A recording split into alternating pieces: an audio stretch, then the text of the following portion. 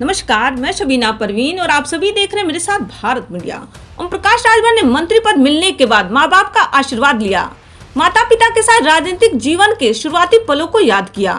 बताया बसपा से चुनाव लड़ने के लिए पिताजी ने 5 लाख देने की बात कही। पिता से किया वादा पूरा हुआ। एक समय उनसे कहा था आज टिकट मांग रहा हूँ, कल बनूंगा टिकट बांटने वाला। मंच से पदाधिकारियों को बताया पीले साफे का महत्व। थाने पर जाओगे तो थानेदार को बताना नहीं पड़ेगा। थानेदार को तेरी शक्ल में ओम प्रकाश राजभर नजर आ जाएगा। खबर जनपद बलिया से। अपने बेबाक छवि और बड़बोलेपन के लिए जाने जाने वाले ओम प्रकाश राजभर अब उत्तर प्रदेश सरकार के कैबिनेट मंत्री बन चुके हैं। आप तस्वीरों में देख पा रहे हैं ओम प्रकाश राजभर अपने माता पिता के पैर छूकर उनसे आशीर्वाद लेते हुए नजर आ रहे हैं। पत्रकार बंधु भी मौजूद हैं। पत्रकारों से ओम प्रकाश राजभर ने अपने राजनीतिक जीवन के शुरुआती समय का जिक्र करते हुए बताया कि जब वह बसपा की राजनीति करते थे, पिताजी से कहा बसपा से चुनाव लड़ना है। पिताजी हैरान हुए। उनके द्वारा जब पूछा गया कि क्या बसपा टिकट देगी, ओम प्रकाश राजभर ने कहा आज हम टिकट मांग रहे हैं, कल हम टिकट बांटने वाले होंगे। तो मैं आया तो पिताजी रिटायर हो गया है। हमने इनसे पूछा कि बाबूजी हम बसपा से चुनाव लड़े, सरकार तुम्हारा टिकट दी है ना, हम 40 साल कम्युनिस्ट का राजनीति के भी टिकट ना मिले तो हम मिली उनके मान ले मिल जाइए। तो कहने की 5 लाख रुपया दी खान कहना मिल जाए तो आखिर मिल जाएगी। वही समझते सभी ने कहा चुनाव का गलत है। एक समय आई कभी मांगे के बाद तो टिकट बांटा। मंत्री बनने के बाद ओपी राजभर योगी सरकार में अपने को 2 नंबर का बताने लगे हैं और ऐसे बयान देने लगे हैं। रसा में भी मंच पर जब ओपी राजभर ने माइक संभाला तो कुछ ऐसा ही बयान दे डाला। अब आप इसे अति आत्मविश्वास कहेंगे या कुछ और? ओपी राजभर ने अपने कार्यकर्ताओं से कहा कि अब किसी से दबने की जरूरत नहीं है। आपको किसी भी थाने पर थोड़ी सी भी दिक्कत है तो वहाँ जाओ। इस दौरान आप सफेद नहीं बल्कि पीला साफा लगाकर जाना। बाजार में 20-25 रुपए का मिलेगा।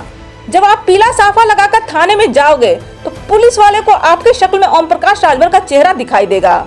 यह पावर है और वहां जाकर बता देना कि मंत्री जी ने भेजा है। किसी थाने पर जाओ, मैं कहता हूं किसी थाने पर जाओ और वहां जाने के बाद थोड़ी सी दिक्कत है, उस थाने पर जाओ, सफेद गमछा मत लगाओ। सफेद गमछा नहीं, एक पीला गमछा लगा लो।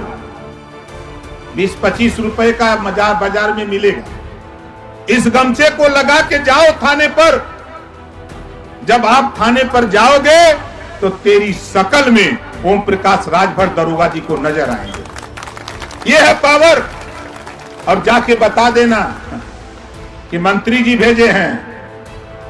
और दरोगा जी की पावर तो हो नहीं कि मंत्री जी से फोन करें कि भेजले हुआ कि नहीं। बोलिए है पावर? एसपी को भी पावर नहीं है, डीएम को भी पावर नहीं है। आज जिस मुकाम पे हम खड़े हैं, डीजी को भी पावर नहीं है कि वो हमसे पूछे कि आपने भेजा है कि नहीं भेजा है। ओम प्रकाश राजभर हमेशा पीला साफा लेके घूमता है। मैं सो जाता हूं तो पीला साफा उतार करके टांग देता हूं हैंगर पर। अब फिर सुबह जब कपड़ा पहनता हूं तो इसको पहन लेता हूं। क्यों पहन लेता हूं? इस देश में 26 भगवान पैदा हुए, उनका भी वस्त्र पीला था। हमारे महाराजा सुहेल देव जी का साफा और पगड़ी भी पीला था। इस नाते हमने पीला साफा, पीला झंडा तय किया। और मैं आपसे कह रहा हूं साथियों, भारतीय समाज पार्टी के पदाधिकारी जिम्मेदार साथियों, आपकी पहचान पीले साफे से है। आपकी पहचान पीले साफे से है।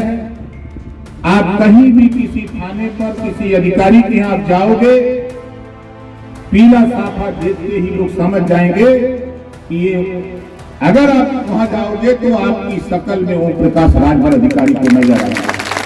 मेरे कहने का तात्पर्य समझ लो, जो परिचय है, पहचान है, वो पहचान आप अगर बिना साफा पर जाओगे तो अधिकारी के मन में कोई तरंग नहीं उठेगी।